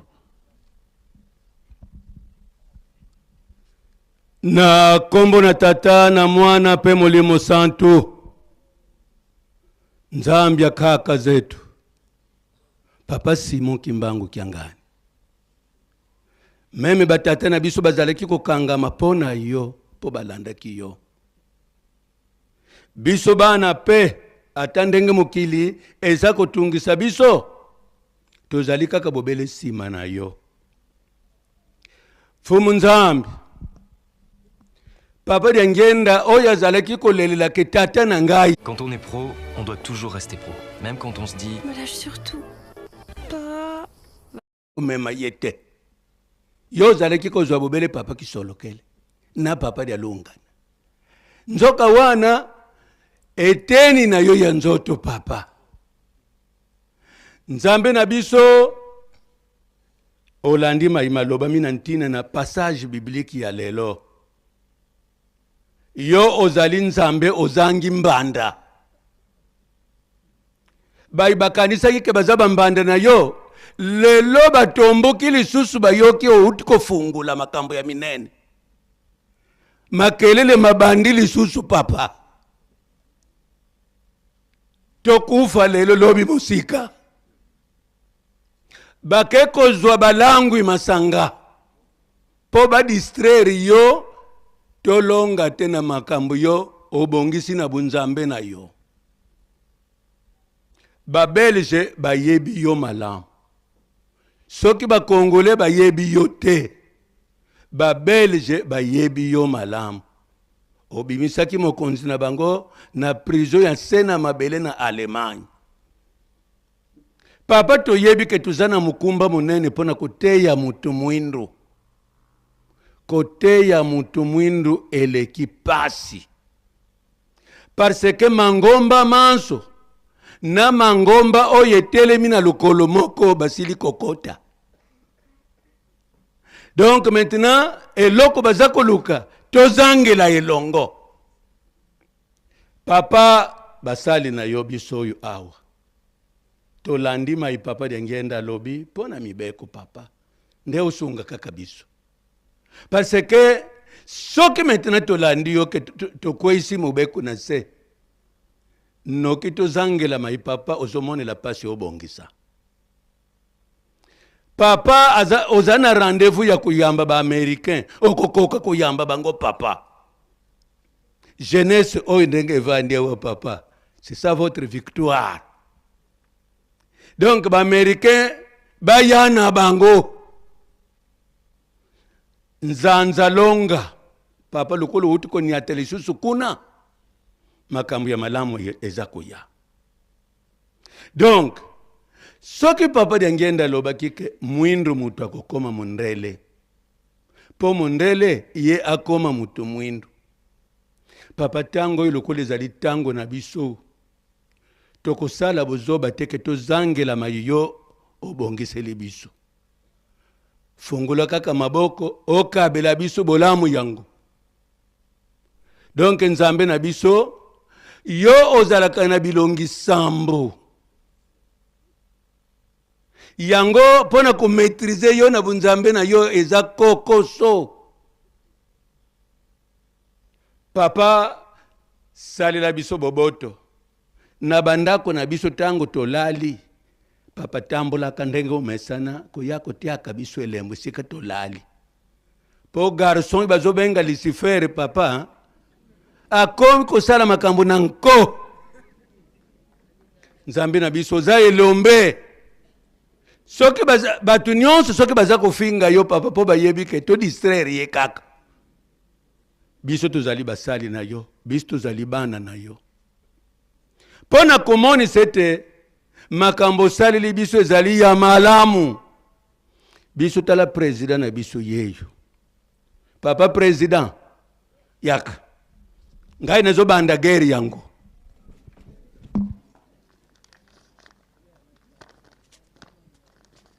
Po yo okokomisa yango.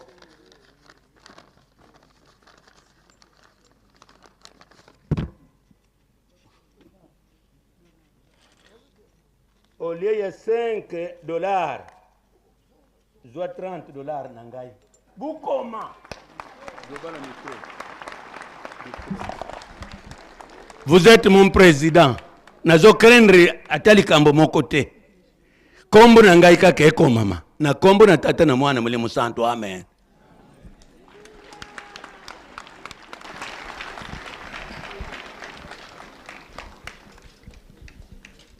Merci, Batata Pasteur. Toteyami, Namalo Papa Fumalong, Papa Dangina Kuntima.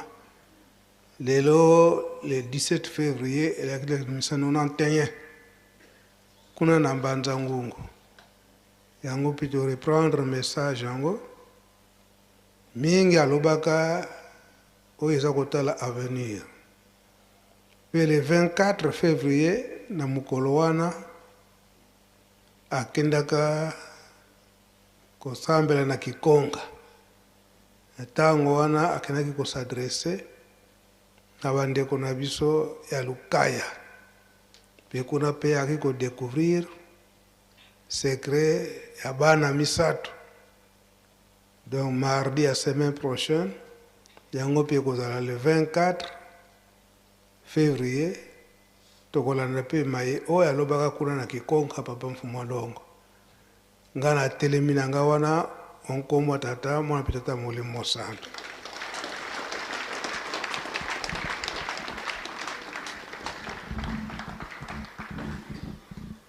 Merci Papa Mbenza.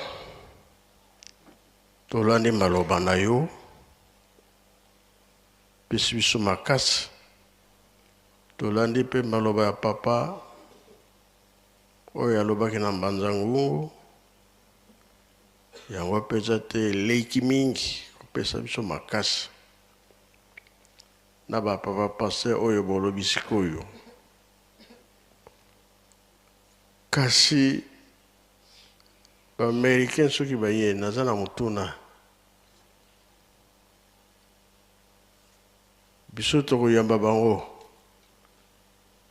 Bizalele nini toko lakisa bango biso tozaka na nkamba.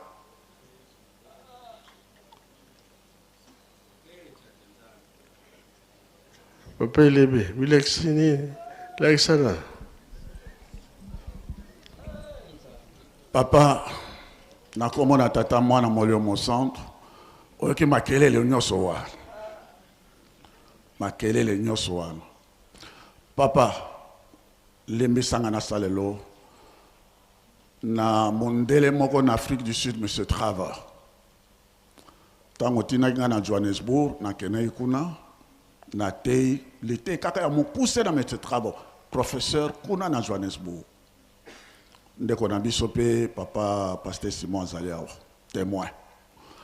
Na lobi neke papa ke mango akamata ki ndika ya kopola abongola ki yango ekoma ki ndika mbila moko ya sika nde papa ki mango a yende mosala na ye ko bongola mopakano akomisa ye mondimi lesumu litonga ezali nete akoma mo centre engebene mission oyo ngana uti koloba lete yango ezalaki amukusi na yoki kana litoyo lobi nanga bikata nakati. Un mois après monsieur Travers na papa Simon Abiso ça musicien azalao balandi ngai na memi bango uta Kinshasa tiao monsieur Travers yo oyamba ki papa avec tout mes respects awana bureau na yo monsieur Travers asengaki ndeko na biso papa Simon asengaki oyo biso ka ndenge biso to sengaka to yebiam mais c'est Travers aye asengi non parce que Azali c'est un professeur d'université mais Azali chrétien baptiste protestant baptiste oyango meloteto alobi papa na ye awa wana mai ezobi mai presque na miso bongo langai na koma mo centre demande ya monsieur Travers bongo langa na koma mon centre papa ezali nde ya solo biso nyonso ndenge tozali awa tozali basumuki na ngai nde naza koloba na micro yondo zali na nguya ya kobongola moto akoma mon centre moto awuti na Johannesburg afuti tike mondele un sud-africain blanc ayaki kosenga yo obongola ye akoma mon centre po ye ayebi que tata Kimbangu en 1921 ezali yo papa Kimbangu oyo simi micro ozali koloba na biso bongo la biso to koma ba centre pe lemisa biso biso to yo ko bongo la biso kasi e komi na biso pe devoir lokola yo sali biso rappel na mokolo malelo ezali na biso devoir ya kosima mibeko ya kosima bolingo ya kosima misala po ezali ndakisa kondimo ezali misala eza kokufa oya ezali ndakisa oyo biso ba témoin na yo tokopesa yango na ba américain oyo bakoya na nkomo na tata mwana tata molio mosanto bana tango papa balobaki asi bayabe nanu bayete bayaka na tour de rôle papa bayaki déjà tomonaki bo bayaki tomonaki bo ah kasi poni bayaka lisusu te bayaka susu te nkolo secret eza epai na bino bala mosusu mpona ndenge to na fréquence oyo papa asengaki par trimestre lokola tokoki na fréquence wana te lokola lakaki te na mbala bokoya bokomona bakamwisi bokomona bokozala na bacondition lo oyo bozalaka na yango yango nde tozali kobongisa na ntina ete batotya bango na bacondition oyo bango bazalaka na yango yango na ntango bango bakoya lite oyo biso kopesa bango kaka bamona kati na biso ete tozali kolanda yo aveuglement donc mayele aussi opesi biso déjà que bapaya bakoya me bino bolanda nga aveuglement donc tolakisa oyo ya biso te tolwa oyo ya yo tolekisa liboso oyo ya biso ezonga nsima bolingo mibeko mpe misala yango nde elonga na biso nkendolo eza ya banani ya baamerikain pa banani baza kuna sikoyo biso kana biso bana lingoma totoni kuna na bandako wana Bempasi zampile. Banda konyo soka biso na biso totoni papa. Oh, parce que biso ndé tozoko bibisa mbongo. Biso pe photo là là kuna. Les abongo te papa. Les abongo te. Kasi baloba kango te. Te papa. Toyoka ka bango. Les abongo te. Toyebi yango papa était tango batiaki libanga balobaki na biso que papa alobaki teza tozo tongango pour la bande ko na biso wa américain bakoya. Toyebi yango. Mais lokola papa elebe pasteur auti koloba que ko bosa na nde papa. Yango la nde to lando aveuglement. Soko pesi position siko yango nde to ko salela papa. O mo pe longa isili ka sale. Biso mo toke kuna. Toko film pali kamona malama papa toyeba iuta ka wapi. Toko film pali kamona papa toyeba iuta ka wapi likamona iuta ka wapi nzela kote la nzela ni. Parce que mboka izala mokonzi lango azali otobenga songa nzila. Na yebi ke to zongi sana dossier na pa na ye alandela biso na likamona malama po biso to chama boko.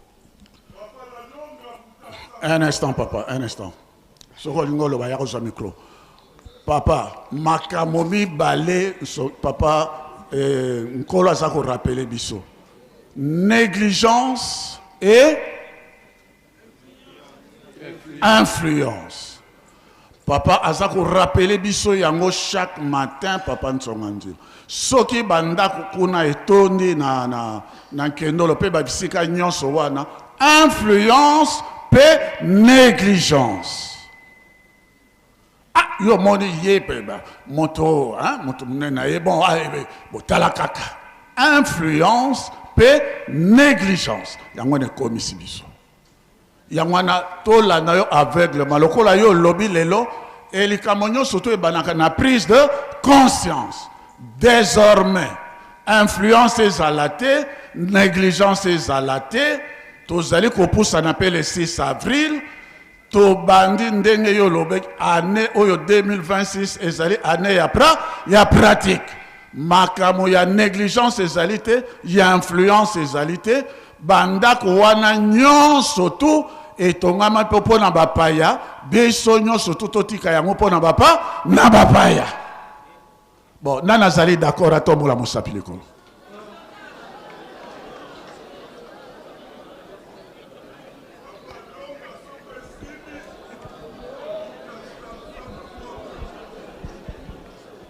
La yoki biente yakao. Miscible.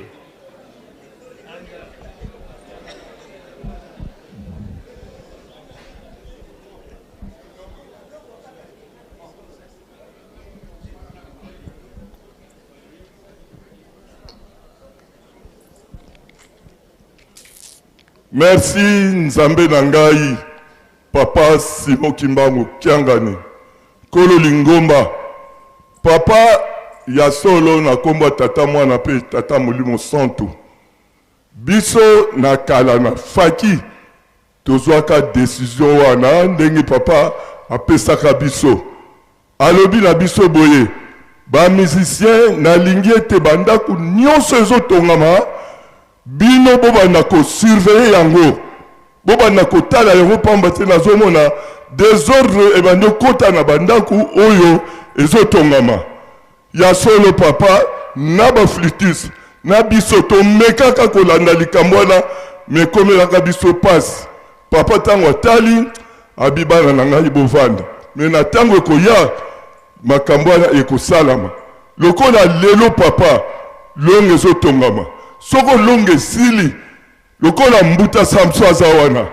Soko mbuta Samso telemi mutako mekate po ya kota désordre na longa umoni ba tetozo kende muke banda ku nyonso lokola kendolo bokamati gangi lokola ngape misciple zalawa mutako yate umoni banda ku nyonso neti na ndaku na biso ya liboso yo nzanza bisadi tokamati gangi mususa telemi kuna papa mutakoya te yo moko lati biso na babisika wana papa malamu désordre elongwa pamba te na misala oyo tozomonela pasi tomonaka pasi bongo mabe yaka kokota na biso moko lisusu eza malamu te yango wana nzambe na biso tosengi kaka esika nyonso oyo ekozala gangi moko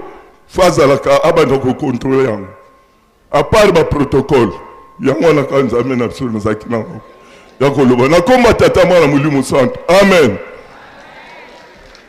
Zala na papa municipal. Nzambe na ngai. Papa olobaka lisusu nini? Papa pona makambo etali misala papa ya ba américain. Pona likambo etali ba américain. Papa olobaka boyi. Ba américain bakoya. Tango ba américain bakoya bino nde batu bokotalisa bango makambo na biso. Bino nde botalisa biso makambo nini nango mibeko bolingo misala donc bizaleli ya yo papa Simo Kimbangu. Bino nde bokoteya bango pamba te bango bakoya na oyo ya koya bango bakoya nde koyekola oyo ya bino awa po makambo ya bango bakomona ngo ekomi makambo ko très cadique bakoyekola nde makambo ya papa Simo Kimbangu nde yango wana papa yange na ipsa ipso na mukuse papa. D'accord. Kasi soki bamoni le contraire baosani nzambe na biso yango wana makambo esalamaka na poto koko bomba yango te bamindele bakomaka deja koya na poto na Belgique na France bamindele baye deja gu wana bamonaka na lingomba na biso mais ale biso moko lisusu tokomo bunda na kati ya lingomba tokomo lakisa makambo ya mabe bamindele bakimi yango wana biso il tolakisa bizaleli mpenza oyo ya biso poso bayomona ngo contraire biso nde tokobebisa bon banoir oyo bakanga bamona pasi banoir oyo bakanga bamona pasi po baya papa ezali nde biso kaka nde tokolakisa bizali ya malamu po ete bango baya noki koya korejoindre biso na bamboka na biso. D'accord, monsieur bamoni le contraire. So bamoni le contraire kasi tobebisi papa yango wana esika wana papa ozoloba na biso ete malamu tolanda bolingo mibeko misala tolanda mayo yo ozoteya biso papa. Bango soki bamoni le contraire bango bakimiko tobebisi bamosusu bakokima te baomona le contraire te kasi na bango bakangi yo batindi epai kuna. So bamoni le contraire yo moko okangami papa endomona pasi okomonaki o bango bamonaki yango wana papa pasi oyo bango bamonaki malamu soki bango baye bamona ete biso tobongwana tozali malamu biso tobandolakisa bango bizaleli ya malamu so bamoni biso na bizaleli mabe nde bakangi biso tokomona pasi oyo bango bawuti komona epai bazali. Voilà. Oui, ndemo tozokolakisa mosapi.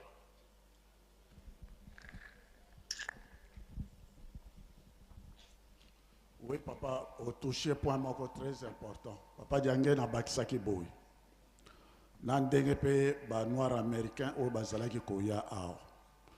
Bato wana nyonso ce sont des grands fermiers. Bakenaki kuna ba yekoli mayele oyo ya bonzoto. Technicité ba makamwe belé ba yekoli. Mais to uti pe ko fêter 105 ans ya papa qui solokel. To moni ndenge pe ba américain ba ye. Bango nyonso na 400 ans tango na bango ya kozonga esali nene ekoki.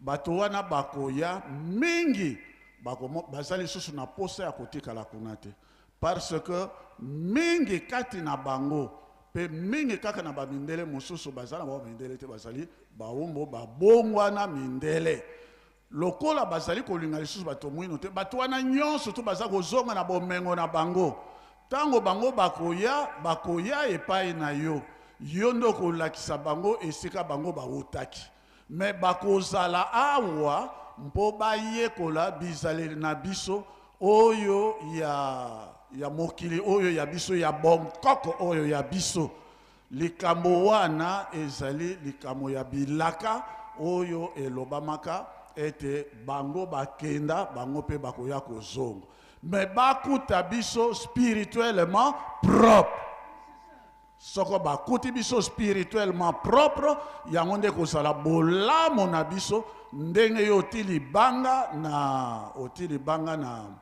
na mpioka e toyokaki pe papa Diangena alobaki yango akozonga lisusu na nsima te lokola yo mpo osaleli biso rappel na mokolo mwa lelo ezali lokola dernier rappel okozonga lisusu na nsima te e biso mpe tokozonga lisusu na nsima te na kombo na tata mwana tata molio mosantu amoni mtu afukami wana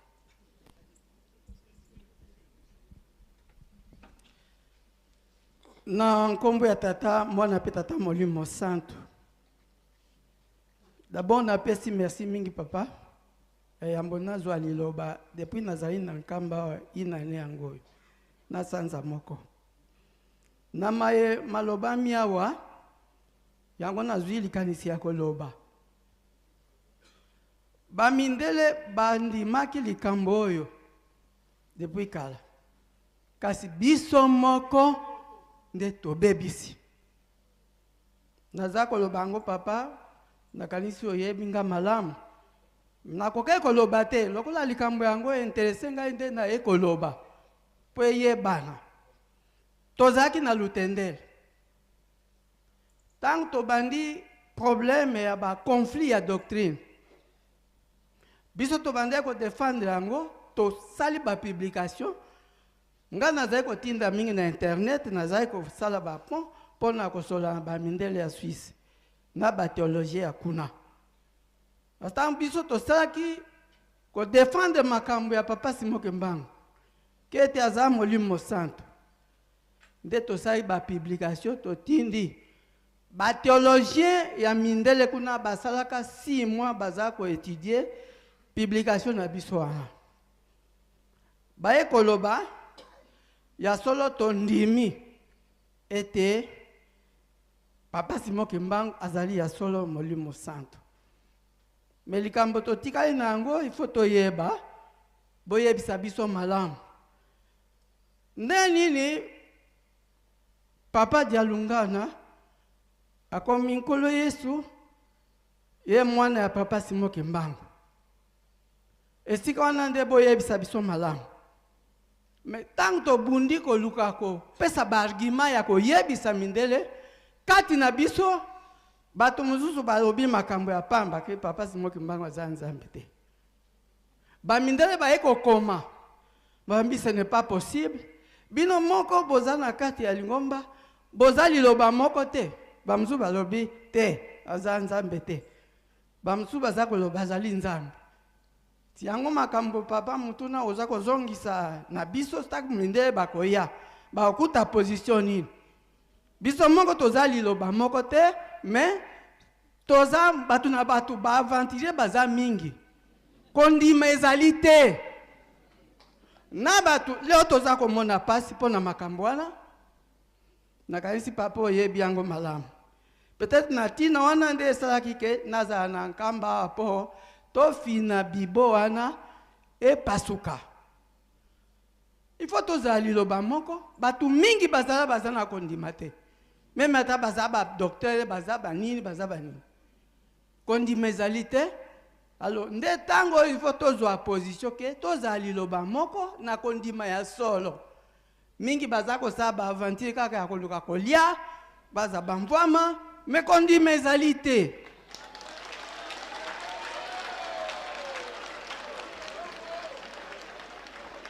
nakanisi papa nakopesa likambo limbisa ngai papa pardon nga nalobaka na ngai te navandaka kaka naza kotala nayaka wana uti lutendele naya kosola na yo nayebisa bamakambo nyonso wana ezali tobimi tongo awa kaka libanda nayebisi olobi bo ubengi mutu moko alobi yaka okokotisa ye tosola na ye aza na makambo andimi pe Tango okoti biso toza libanda ekomi tango etoto kota baninga babandi kokota tata wana akale ngai nakotanga kombo te bandeko akale ngai biso toza kobanga eloko moko te akale ngai nabi alobi okokota te nabi me papa ayebisaki yo ake okotsanga ondimaki mende nini ozo koboya nako tambi ngande na lobi okota te atindiki ngai ngape na zongi batu nyonso bakoti papa lingomba la biso ezana batu mingi bazana tina te na kondima ezali te yango toza komona pasi na zongi na kei kuna oui na zongi na kei kuna na mozole kaka na mangie nde na bengi yo na yebisi yo papa na yaki ndepo na yo po tosola na yebiso makambo ndenge ezali po toza na bitumba ya makambo ya kobongisa lingomba sikoyo mutu olobaki akosangai me aboyi bon esika maye na ngai suki ya yo nzambe bandi tangu na zongi na ekokomawa nazokende lokola nazokende na cabinet esika ya balko awa bakangaki nano te escalier ezalaki wana te eza ya okanga maboyi nzambe papa simoki mbangu kiangani olakisaki bo nzambe na yo nakondima na ngai ye kobakisama makasi nayebi te mwana mwasi wana nayebaka lisusu ye te ayika kuna mwana nazoleka nga na baluki boye na moni alobi yaka abe nakomi wana ale atombolinga meminga kuna ndoka couloir moko za kuna tout droit kuna esiko za koyamba batu nde nakei nayebaka isusu mwana otindila inga nde nayebite soki ange nde ameminga alobi kende tangu na ye na kokoma mutu wana aza na porte atelemi boye boba ozoyamba bango baza mopanzi boye tangu amoninga naza koya na couloir abandi koloba malem yo nani akoti yo ngai pe nayebi te tata molimo santo olataki ngai nagangisi ko makasi ekoya ndako eza makasi nobi yo lingombo eza ya yo tango omoninga osalinga boye nakoti mama moko azali kuna abemi nde tobandi kosola toumelaki kote obabaye tosoli napesi rapport na nga nyonso nsima nango tosilisi nde olaki ngai olakaki ngai nakoloba yango awa te nde nabimi nayekokuta ye na porte nabi lekisanga nabimaki papa limbisanga nazwi courage ya koloba nalobaka na nga mpenza mingi te me naza nakomi kumisa te me yo opesanga mayele yango naselaka depuis nazaki na lutendele otala mabota bamoya awa koluka ngai nzambe